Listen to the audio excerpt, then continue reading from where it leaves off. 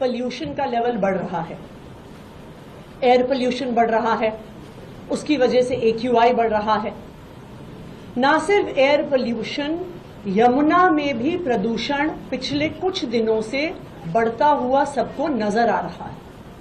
जिस तरह से कालिंदी कुंज पे झाग बन रही है, ये साफ प्रमाण है कि प्रदूषण का स्तर यमुना में बढ़ रहा है।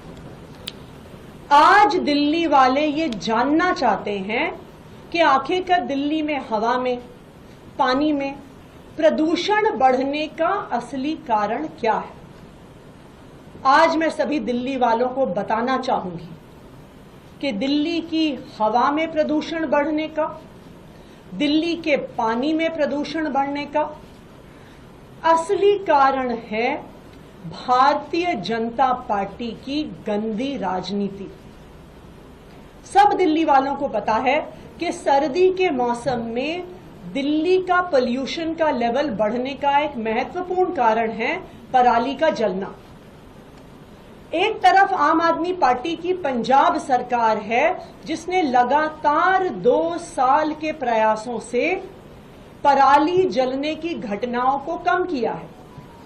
केंद्र सरकार के ही आंकड़े ये बताते हैं कि आम आदमी पार्टी की सरकार पंजाब बनने से पहले 2021 में 71,300 फार्म फायर्स के स्टबल बर्निंग के इंसिडेंट्स पंजाब में हुए।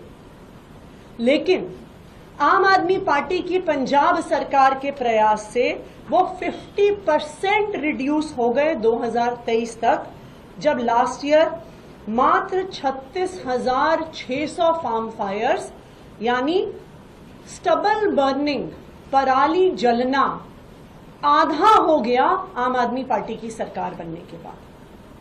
आप इस साल के भी आंकड़े उठा के देखिए। हर रोज केंद्र सरकार का institute of agricultural research IARI Pusa stubble burning के आंकड़े जारी करता है। अगर आप उन आंकड़ों को देखने जाएंगे तो 1 अक्टूबर और 15 अक्टूबर के बीच में पंजाब में 2023 में 1105 फार्म फायर्स हुई थी। वो इस साल घट के सिर्फ 811 रह गई हैं, यानी 27% रिडक्शन।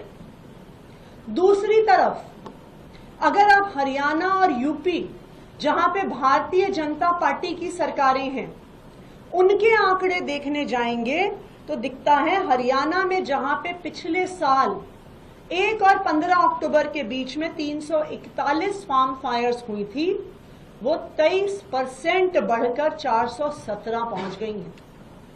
यूपी में जहां पे पिछले साल 244 फार्म फायर्स हुई थी, वो 70% बढ़ के 417 पर पहुंच गई हैं।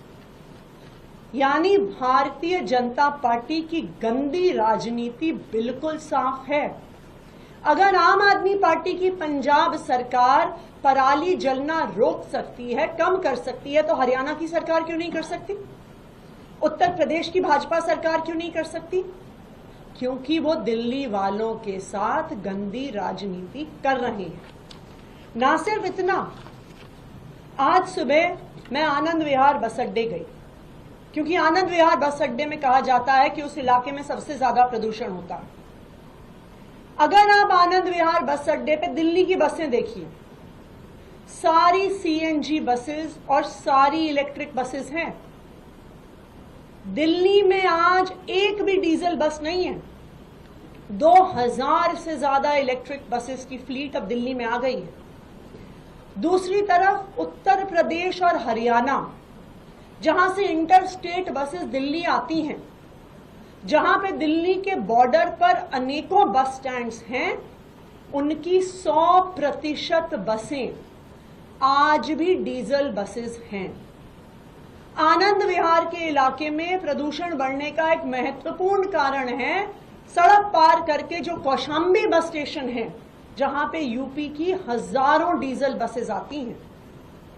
जिस तरह आम आदमी पार्टी की सरकार ने अरविंद केजरीवाल जी के नेतृत्व में दिल्ली में इलेक्ट्रिक बसेस की एक फ्लीट खड़ी कर दी, जहां आज दिल्ली में CNG बसेस की लाइन लगी हुई है, हरियाणा की सरकार क्यों नहीं कर सकती थी? यूपी की सरकार क्यों नहीं कर सकती थी? क्योंकि वो दिल्ली वालों के साथ गंदी राजनीति करना चाहते। तीसरी बात, ईंट के भट्टे। ईंट के भट्टे लगातार प्रदूषण का स्तर बढ़ा रहे हैं।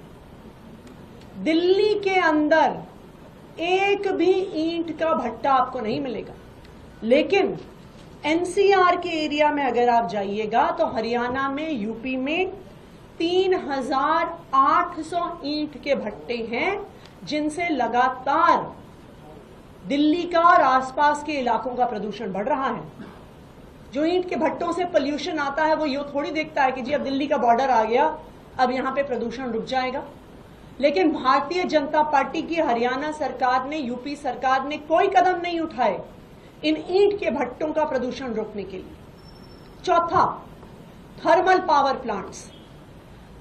अरविंद केजरीवाल जी के नेतृत्व में दिल्ली में प्रदूषण कम करने के लिए सारे थर्मल पावर प्लांट्स बंद कर दिए गए, लेकिन यूपी में और हरियाणा में भारतीय जनता पार्टी गंदी राजनीति करने के लिए एनसीआर के इलाके में 9 highly polluting thermal power plants चलाती। क्यों? क्योंकि वो दिल्ली के लोगों को परेशान करना चाहते हैं।